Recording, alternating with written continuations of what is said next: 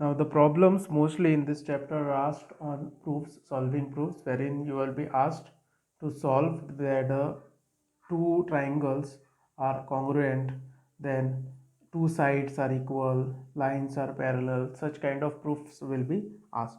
Now to solve these proofs, we follow basically three steps. First step is write or what is given. Second step is write what you know, and the third step here is establish the relation between what is given and what you know. Okay, so first step is write what is given, whatever that is given in the problem you have to write. Then write what you know, what you can understand from whatever is given from the figure, that you have to write. Third step becomes you have to establish a relationship or a relation between what is given and what you know. That will solve your proof. So we'll apply these three steps in solving this proof. Now here a triangle is given or two line segments are given, AB, CD. Both these line segments intersect at O. We have joined AC and DB or BD to form triangles AOC and BOD. So we are asked to prove that triangle AOC is congruent to triangle BOD, AC is equal to BD, and AC is also parallel to BD. Now to start the proof, we need to also know that what is given. So this O is the midpoint of AB and CD, which means that AO is equals to OB and CO is equals to OD. These two sides are equal. Okay, so we'll write what is given first. So firstly we have to write proof, then in triangle AOC and triangle BOD, this we will have to write. Then the first step, what is given we have to write first, so we'll write that.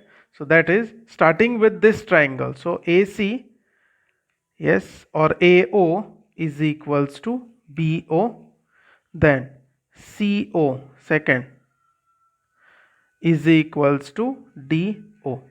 We'll write the reason as given.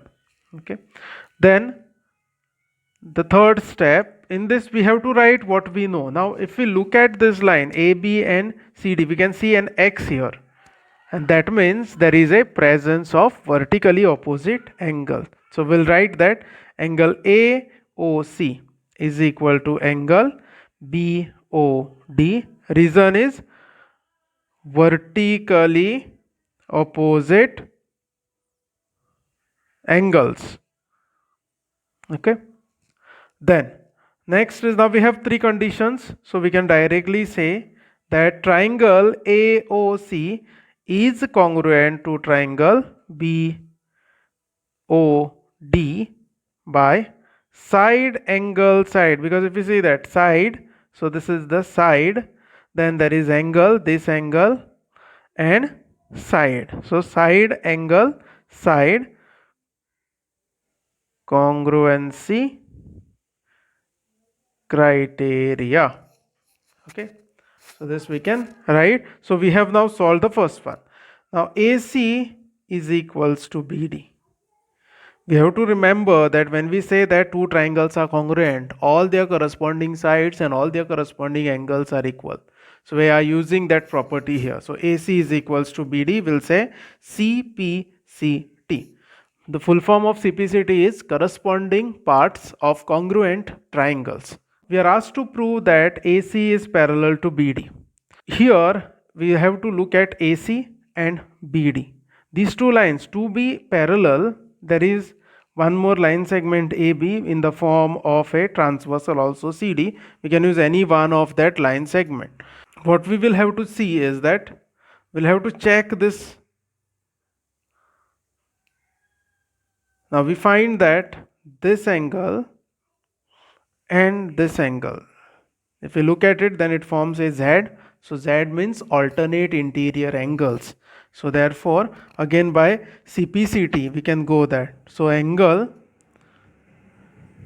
CAO is equals to angle DBO. Then they are by rule again same CPCT using converse alternate interior angle theorem. Now the meaning of this converse alternate interior angle theorem is that now these two angles are equal and they are forming a Z here. So they become alternate interior angles. And if the alternate interior angles are equal, then these two lines, that is AC and BD, they are parallel. Okay, so we are using that, using converse, we can say that AC is parallel to BD.